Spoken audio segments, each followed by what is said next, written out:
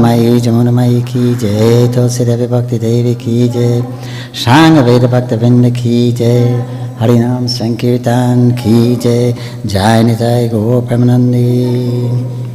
All glories to the assembled devotees. Glories to the assembled devotees. All glories to the assembled devotees. All glories to Sri Sri Guru Gauranga. Glories to Sri Prabhupada.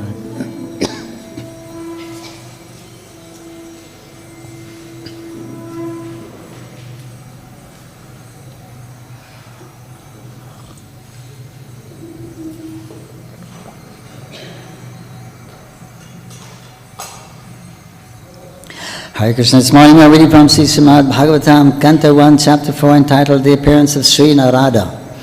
Text 20 to 23. Om Namo Bhagavate Vasudevaya. Om Namo Bhagavate Vasudevaya. Om Namo Bhagavate Vasudevaya.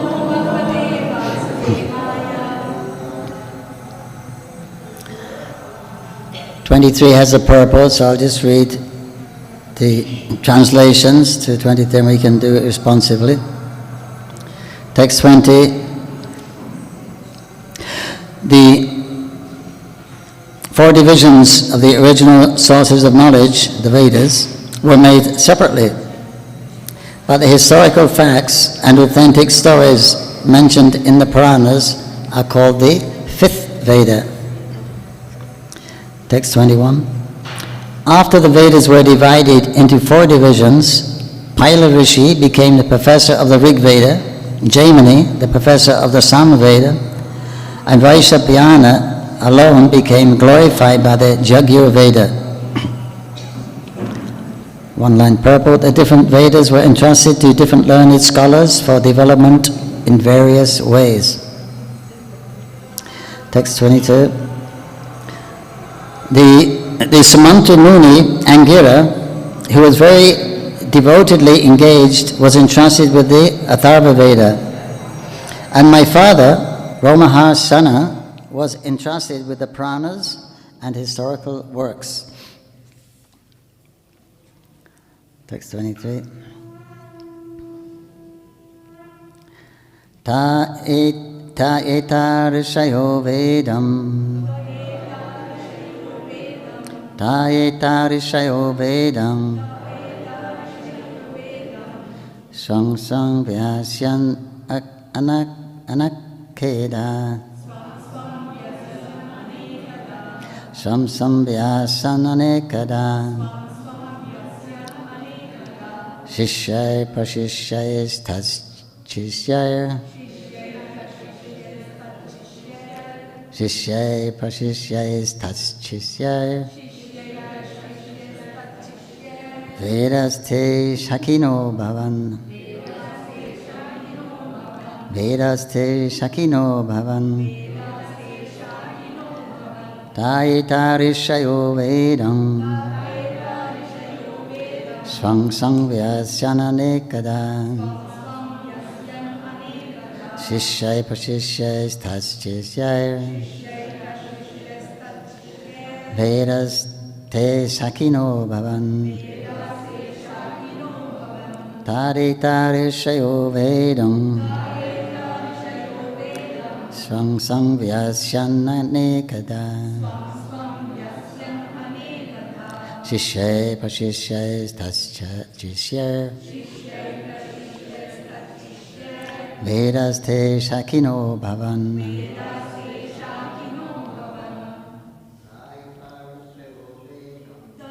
Tarishayo vedam. Swang sang vyasyananekada. Shishay pashishay taschishay. Vedaste shakino bhavan.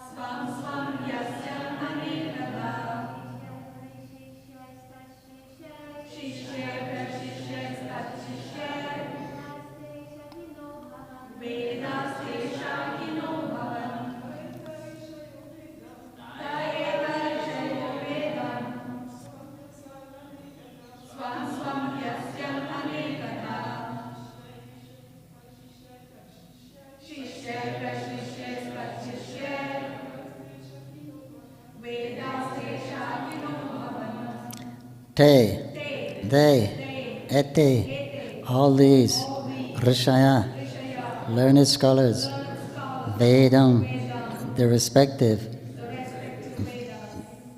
Vedas, Sangsam, in their own entrusted matters,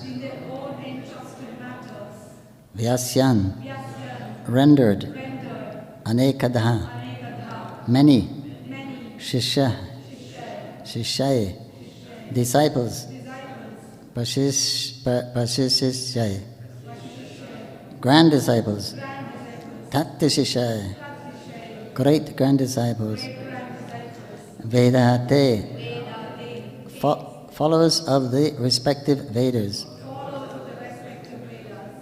Shakina, different branches, Abhavan, thus became. Translation, all these learned scholars, in their turn, rendered the entrusted Vedas unto their many disciples, grand disciples, and great grand disciples. And thus, the respective branches of the followers of the Vedas came into being. Please repeat, all these learned scholars, in their turn, rendered the entrusted Vedas unto their many disciples, grand disciples, and great grand disciples. And thus the respective branches of the followers of the Vedas came into being. Purport by His Divine Grace A.C. Bhaktivedanta Swami Srila Prabhupada, founder chair of the International Society for Krishna Consciousness. Prabhupada ki jai. The original source of knowledge is the Vedas. There are no branches of knowledge, either mundane or transcendental, which do not belong to the original text of the Vedas. They have simply been developed into different branches. They were originally rendered by great, respectable, and learned professors. In other words, the Vedic knowledge, broken into different branches by different disciplic successions, has been distributed all over the world. No one therefore can claim independent knowledge beyond the Vedas. End of purport. Om Gyanan Tiranandasya Gyanan Gyanan Salakaya Chakshur Maitamni Tarsmai Sri Gurave Namaha. Namo Vishnupadaya Krishna Prasthaya Bhutare Srimati Bhaktivedanta Swami Nityanamane Namaste Saraswate Devi Gauravani Pracharine Nirvishesha Shanyavari Paschachatya Satarine Jaya Shri Krishna Chaitanya Prabhu Nityananda Shri Advaita Gadadhara Shivasari Gaur Bhaktavinda Hare Krishna Krishna Krishna Hare Hare Hare Rama Rama Rama Hare Hare. That's the essence of the Vedas, Sri Krishna Chaitanya and Hare Krishna. I'll read the translations again. The four divisions of the original source of knowledge, the Vedas, were made separately, but the historical facts and authentic stories mentioned in the Puranas are called the fifth Veda. After the Vedas were divided into four divisions, Paila Rishi became the professor of the Rig Veda, Jaimini the professor of the Samaveda, and Vyasapyana alone became glorified by the Jagyur Veda. The Samantu Muni Angira, who was very devotedly engaged, was entrusted with the Atharvaveda. And my father, Ramahashana, was entrusted with the Puranas and historical records. All these learned scholars in their turn rendered the entrusted Vedas unto their many disciples, grand disciples and great-grand disciples, and thus the respective branches of the followers of the Vedas came into being.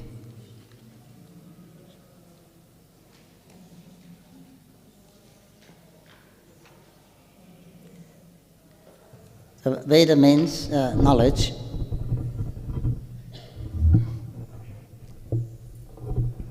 And the original Veda, original knowledge, we hear from Srimad Bhagavatam coming from Krishna, Vishnu,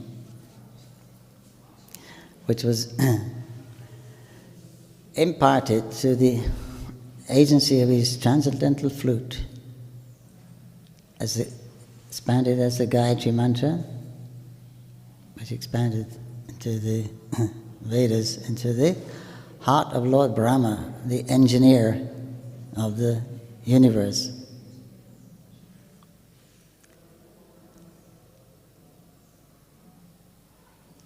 And then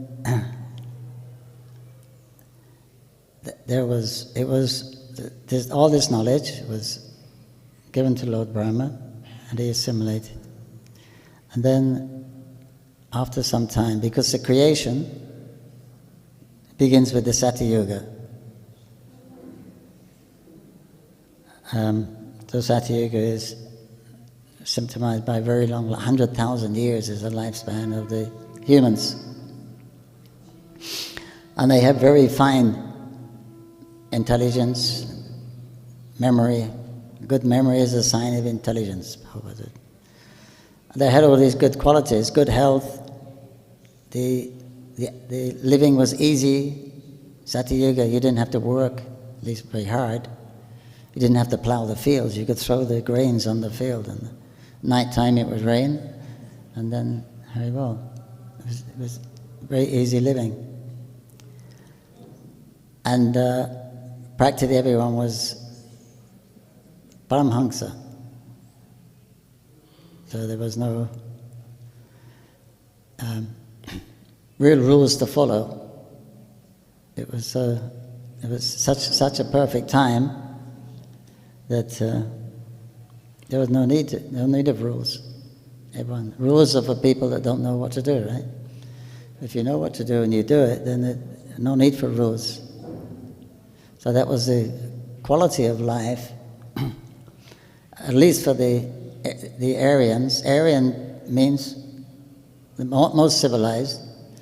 The most civilized people, they're called the Aryan race. They're the ones that accepted the Vedas and to their fullest extent.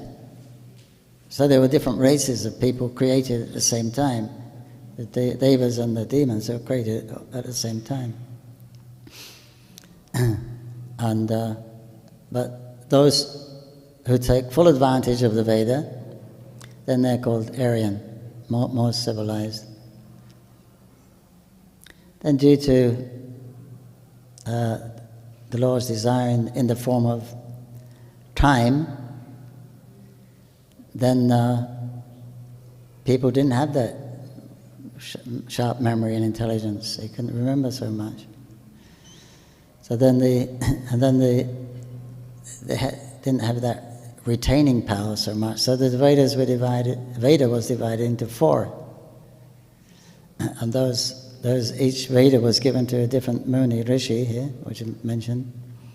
And they preserved that particular Veda. They made their commentaries on that particular Veda and all the different branches of that particular Veda. And also initiated their disciples into that knowledge. Then some disciples were, expert in one field and one was expert in another field, so they became the acharyas of that particular line, or the parampara was going on like that. This is how the knowledge was staying intact through the cyclic succession. only then later before the onset of Kali Yuga, it was a different story. The age was going to reduce to 100 years. In last Yuga it was 1,000 years. So then there was a need to, so the intelligence was down, all the different qualities were reduced. So the retaining power was reduced, so then they had to actually write them down in literature form, because people couldn't retain just by hearing once.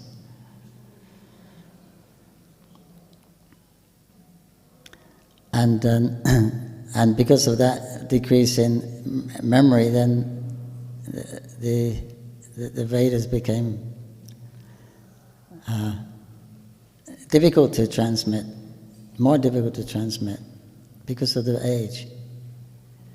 So therefore they were again divided into story form, like Puranas, Itihasas. Upanishads were there, but the other ones, specifically for this particular age, like the Mahabharata and the Ramayana, the Puranas, they're much more suitable for this age, because we can't take a lot of philosophy for more than 5 minutes. So you give the philosophy in a narration, a story form. So everyone likes to hear stories. So then you hear these stories of romance and war and diplomacy and all kinds of things. The way it's presented, same message is just presented in different ways. And people who are, according to their mentality, they're attracted to a particular story which the message will be transmitted in. And therefore we have all these Puranas, Itihasas and other things now, which are actually, for this age, actually better than the Vedas, because we couldn't understand the import of the direct Vedas now. So actually they're more important. So then Vyasadeva, this chapter is the appearance of Narada, Vyasa, who's the compiler of all those Vedas. He was still not satisfied in heart. Did we discuss that already? No, it's coming up. Although he was doing everything properly, he was bhakka, he was following all the rules perfectly. And he knew everything, he's a compiler of the Vedas. But still there was some dissatisfaction in his heart, there's something missing there. So Narada will come and explain to him what the problem is, the deficiency.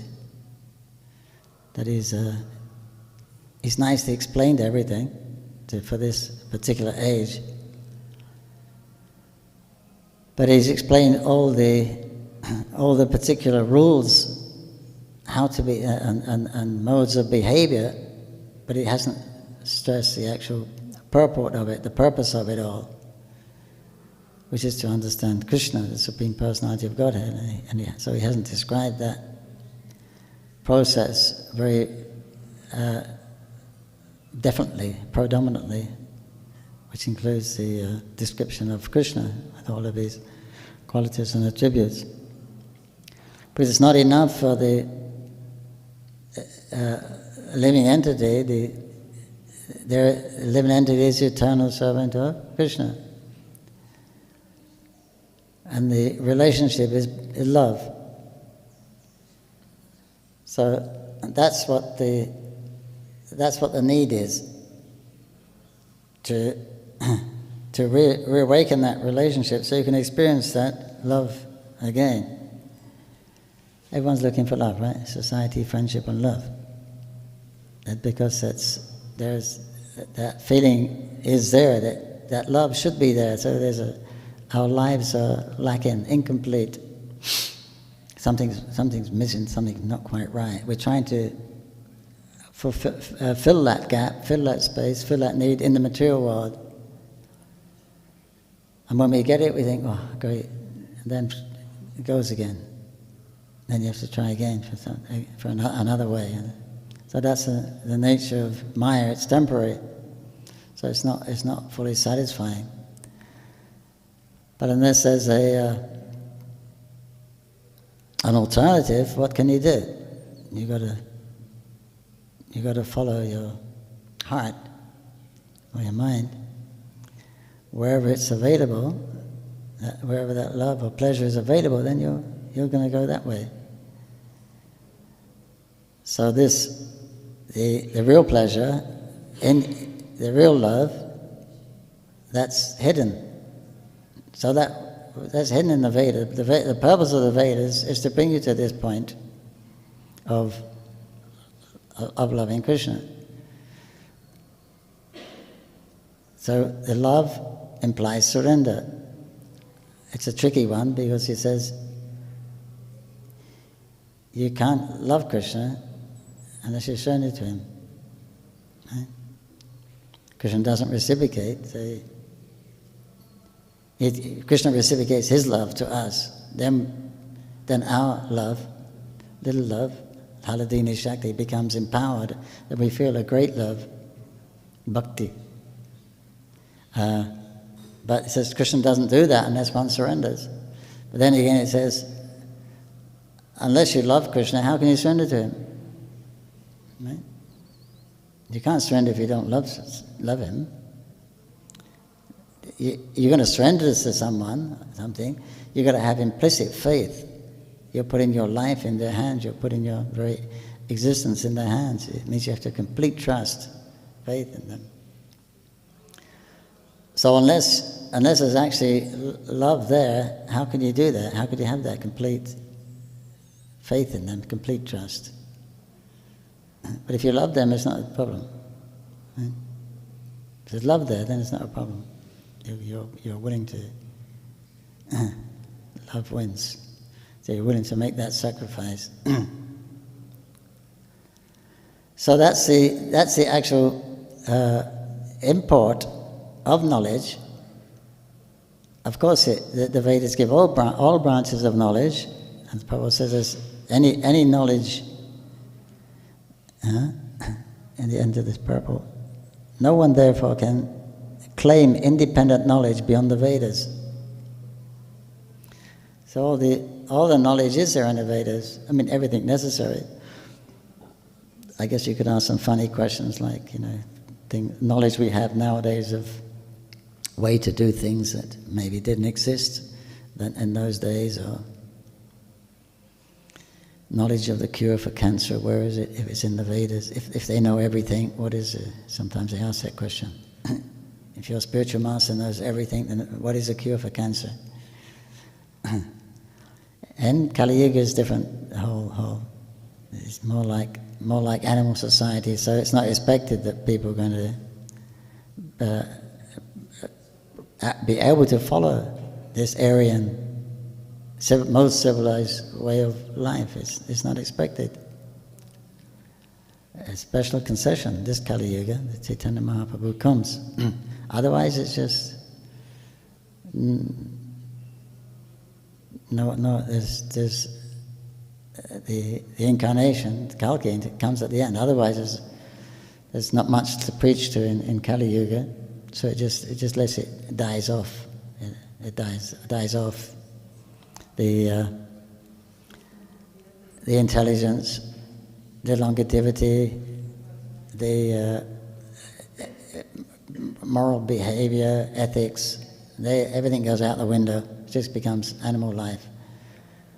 Dog eat dog.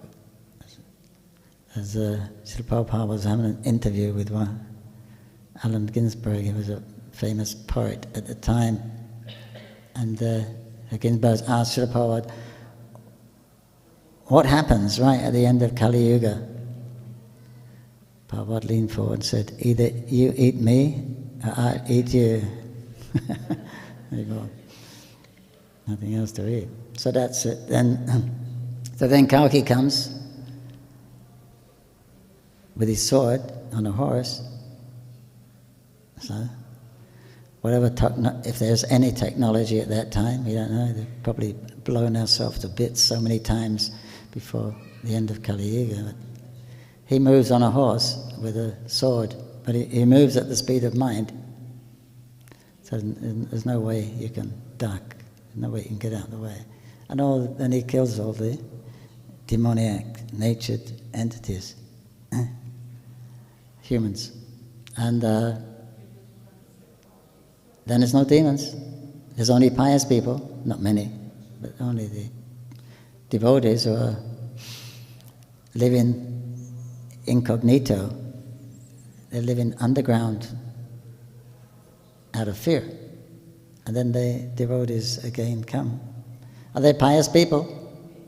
So they perform pious activities. Then Bhumi Dev starts to produce. Then grains come up again, and the cows give milk again, and the rivers give fresh water, and all this. Then it gradually turns into Satyuga. You get people live long, and seasons coming and going like that.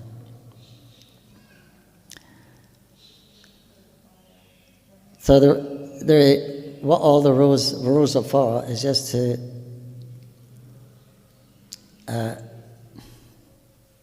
insulate one from moving down in the species of life. The rules are to keep on progressing. So there's no rules for the animals, the lower species of life. Automatically they evolve into the next species. When they hit the human form of life, then it's a difference. There's a difference between the humans and the others. Because all the other forms, there's no actual responsibility there for them, right? You can't say there's a simple animal or an animal is doing wrong, or no rules in the animal kingdom, right? Also no religion. They can't understand this. But the humans, they can. They can understand. They have philosophers. Then there's religion. There's a concept of God. There's a concept of an afterlife. So this is the opportunity that is given in the human form. And if you don't use it, that opportunity for inquiring into these matters, into the purpose of life, then what's the difference between a human and an animal? So therefore, Bhagavatam says, and it just becomes animal without religion. It becomes animal life society. So the Vedas are giving knowledge of processes and activities, of proper activities, to actually keep you evolving.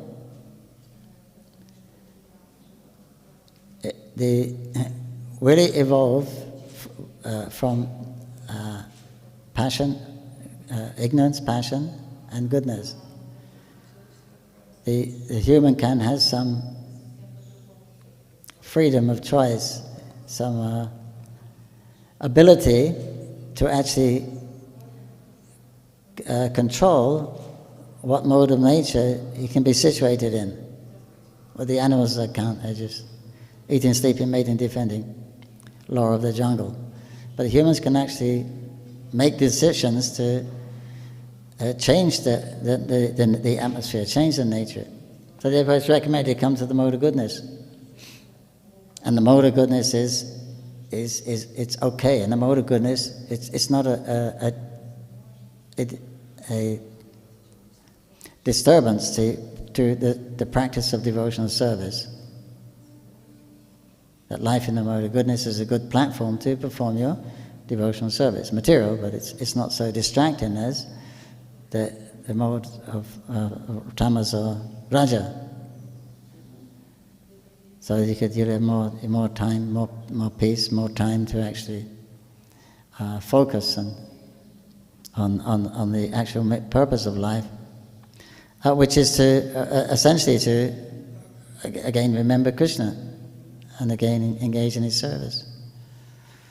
So that's what the rules are, to stop you from going overboard, getting out of the human form of life.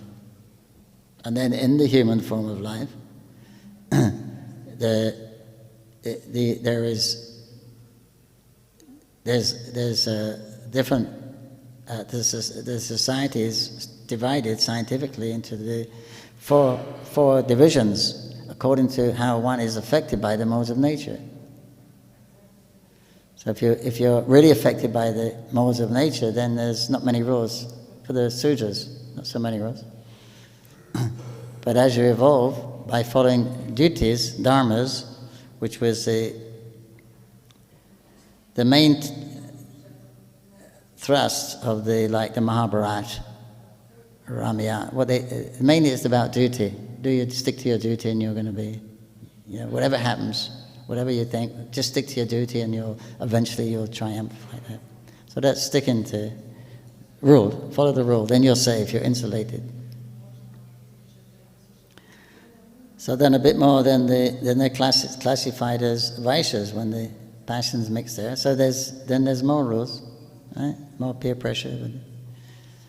Then as you evolve to different next you're born with the less contamination, then you're classified in the Kshatriya. Then more rules.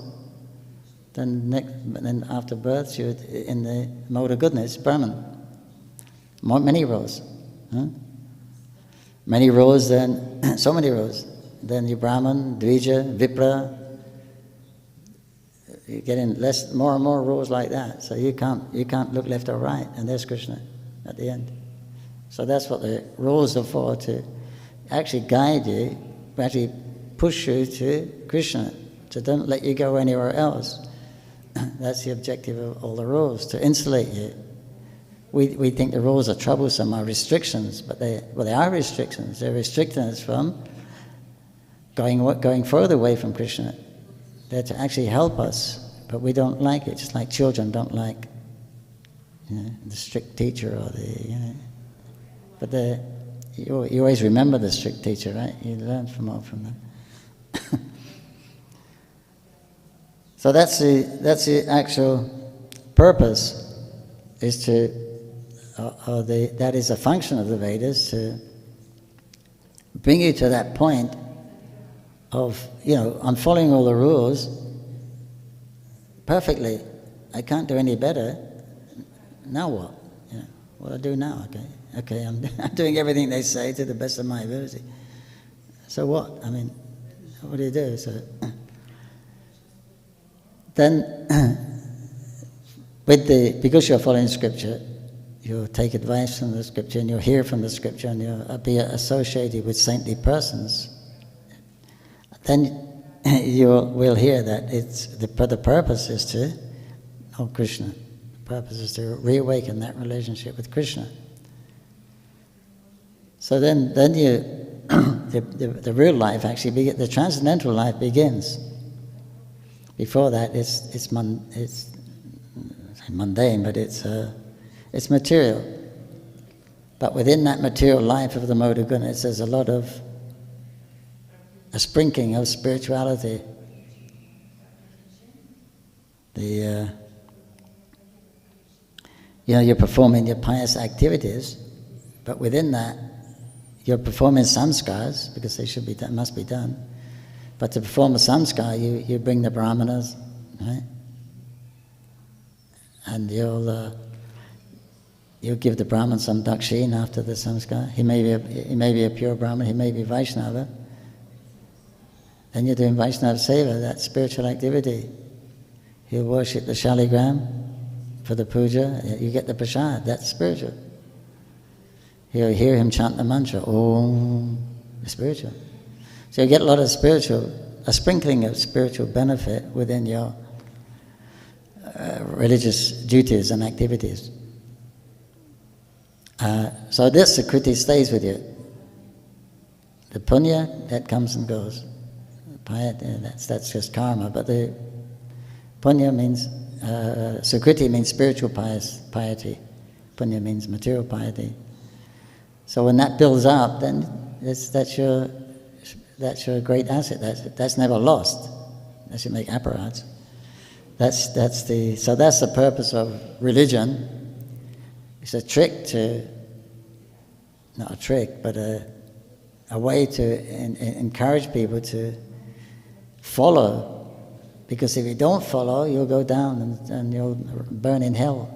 So I better follow. Who wants to suffer, be tortured in hell? So I follow, out of fear. And if you do follow, you get to Swaga, you can enjoy like anything. Oh, great, that's what I want, I'll follow. So they're offering these temptations and prohibitions. They're really emphasized in the Vedas, right? That's mainly what they talk about. It's mainly discussing the three modes of material nature, how to control the three modes or how to get into higher mode of nature, how to get to Swaga, how to be free from the lower modes, how to be free from Patal, Narak. You don't want to go there. But that's not the actual purpose. That's just that's because we have a lot of faith, and we have a lot of feeling for feeling good, and a lot of feeling for not feeling bad, right? So then we take it seriously. If we don't follow, we're going to suffer. If we do follow, we're going to enjoy. So this is what we want. So it's nothing to do with spiritual life, nothing to do with serving Krishna for his pleasure, which is one's actual eternal sarup situation. But within those religiosity, those pious activities, you will bump into the spirituality, and that will affect you. Right? You come to the holy Dham of Vrindavan and Mayapur, right? You're in the Dham, spirituality. You'll hear it, their holy name, Hare Krishna, spiritual piety, Shukriti. You take prasadam, nothing else to eat, no restaurants at Mayapur, only prasadam. You see the devotees. So you come for a picnic, you bring the family, it's a nice place, nice park, nice guest house, nice. But you get all that. And that was Prabhupada's intention. Somebody asked once, why you build this big building in the middle of the rice paddy, lotus building? It was a big building then, nothing else around. In the middle of the rice paddy,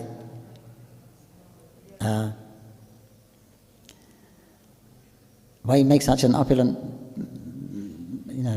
with parks? And he said, because that's what people are attracted to. You build guest house and give nice prasadam, people will come. He said, but if I put an advert in the newspaper, Swami Bhaktivedanta is giving Bhagavad discourse under a tree on the bank of the Ganga, no one's going to come. But then they come and say, oh, Swamiji, what have you got? So they're attracted by the opulence, you see. So you have to use that. So that's the purpose of these different religious practices. But to keep everyone attached to the Veda, attached to the rule, which will in turn keep you from degrading your life. That's all. And you'll gradually elevate to the goodness. But the real purpose, as Narada Ji will tell Vyasadeva, you've actually, the main thing is you're not feeling real satisfaction. You're not describing the glories of Krishna. Because that's the natural function of the living entity. Right? If you love somebody, then you're naturally going to talk about them and glorify them. So that's the actual function of the living entity. That's what goes on in the spiritual world. Everyone, in the Golok anyway, and the spiritual world in general, but everyone and everything is glorifying the Lord. Everyone's existence is for the pleasure of Krishna. That's the optimum life.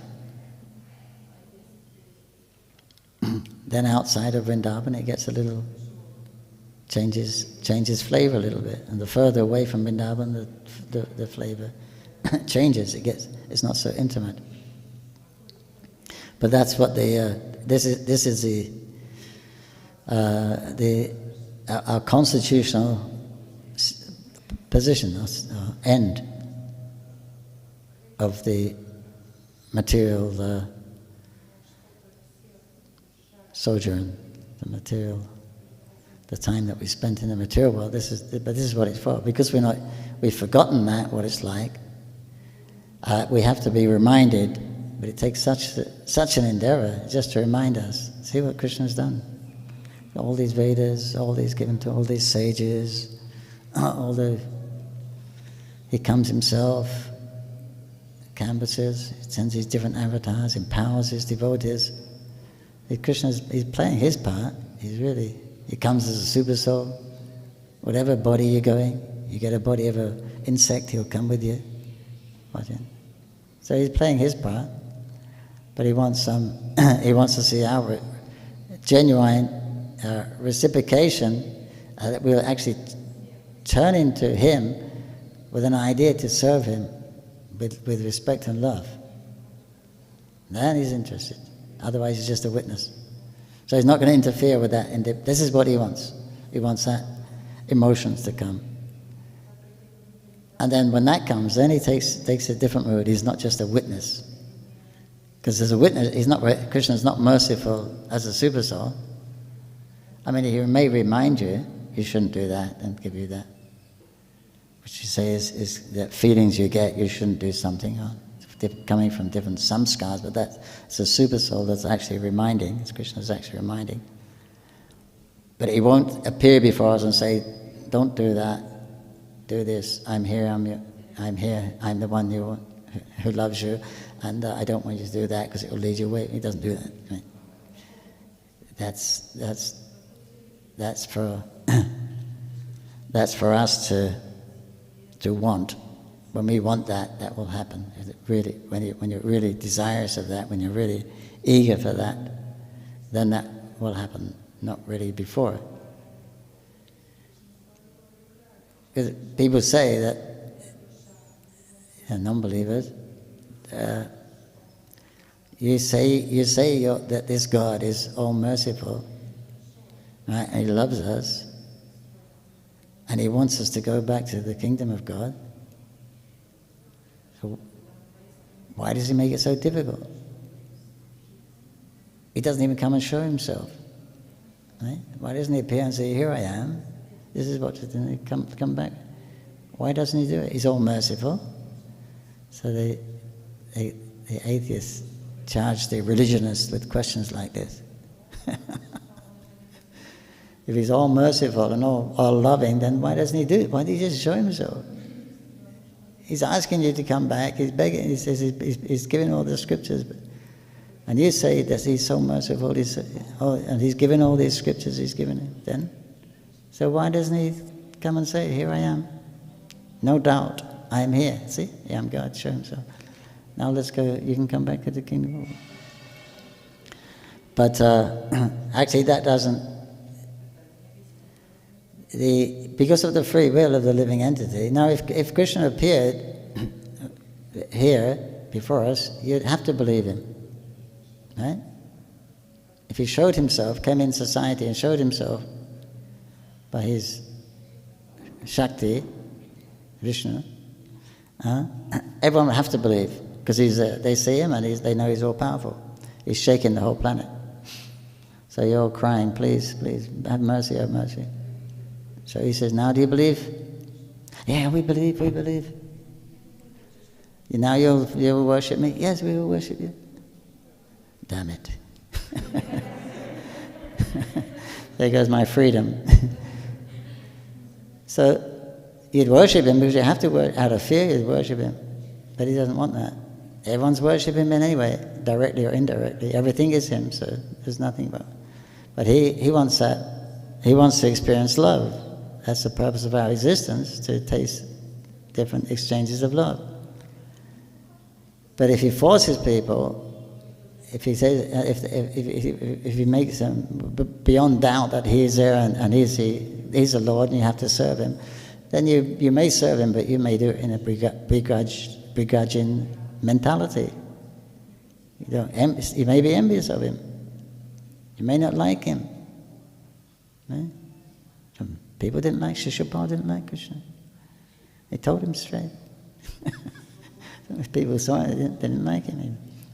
So then what kind of relationship is that? So therefore he doesn't do that. He's given all the information.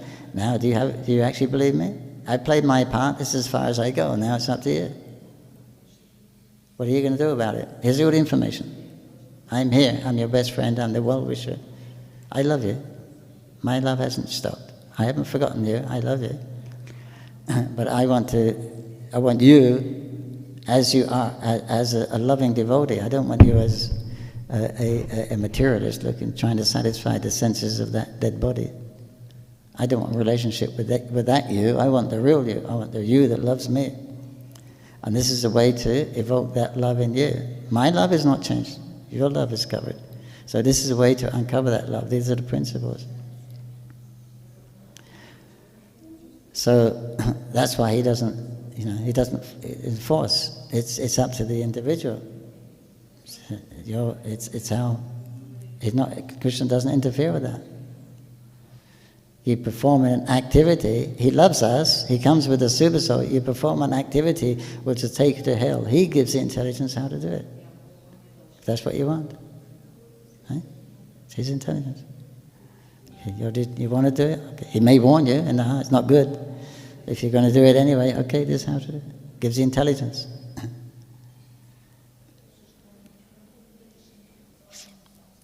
So this is the essence of all this vast, knowledge and vast program of the creation and all the different aspects of creation and the different aspects of life and all the branches of knowledge, how to live life, handed by the different sages in the parampara coming down, and what all this knowledge we have today is coming from there, kept intact. But what's it all for? What's everything about? This is the question people don't really ask. They may get caught up in one particular branch of knowledge, but they don't actually really question the purpose of it all. What does it all mean? So the Srimad Bhagavatam starts from this point of questioning. Not only questioning, but accepting I'm the eternal servant of Krishna. This is the beginning of Bhagavatam. So it kicks out all this, it kicks out practically the Vedas, because they're talking about Dhamma, Artha, Kama, Moksha, mainly dealing with that. So it starts from forget the Vedas kind of thing. That's a basic. That's a safety net. You follow the Vedas, you'll keep it. You'll stay in the human form of life. But we want to talk about something which will really satisfy you. Following rules doesn't satisfy you. Right? And of course, you're going to become peaceful if you follow rules. Comes a mode of goodness, but it's not really going to satisfy you. What do you do when you get your desires fulfilled? When you get your whatever it is, whatever you think is going to make you happy in the future, you get your own house. You get your own. You got your bank balance. You won't have to work again. You got your family is all taken care of. What will you do when you get all that? So it was just all that success in life, or the strive for success in life, is to remove the anxiety, the fear of the future. What will happen to me if I don't have that? But when you get it, now what do you do? So people don't generally think, and then they get. By that time, it's time to die, isn't it? Time to give it all up again. So one should know the purpose of the Vedas, and that means the purpose of the actual goal of life, and what our actual real existence is. So Bhagavatam immediately starts from this. It immediately starts from this. Don't worry about all these deviating religions. They're not given the real thing. Dhamma, Artha, Kama, Moksha. It's not about that. It's about reawakening your love for Krishna. Krishna's through Bhagavan Sam. He is the Supreme Personality. He's your best friend. That's what. We'll start from here. So that's how Bhagavatam starts. Then it gives different histories. Sometimes it's like kind of materialistic stories, but they have a spiritual. They're connected with your relationship with Krishna, or the devotees, or Krishna. And so then this is it's better than the Vedas, because it's the essence of the Vedas. Right? Nana Shastra Vicharanikano Sadharma Samsapako. Our acharyas, our sages, the Goswamis, they've gone through all the Vedas, tossed out which is not essential. Saddharma means, sat means eternal, saddharma, eternal religious principles, not swadharma, saddharma. So all that, saddharma, they've taken out from here, from there. This is a sprinkling of spirituality within the material religions. They've taken that out and compiled it in the Bhakti Shastra. So Bhagavad Purana is one of those. Saddharma is talking about the eternal religious principles. That means those principles that awaken your dominant relationship with Krishna. Jai Srimad Bhagavatam ki jai, Srimad Bhagavatam ki jai, Narada Muni ki jai, Vyasadeva ki jai, Mayapur Bhaktivinoda ki jai. Any comments?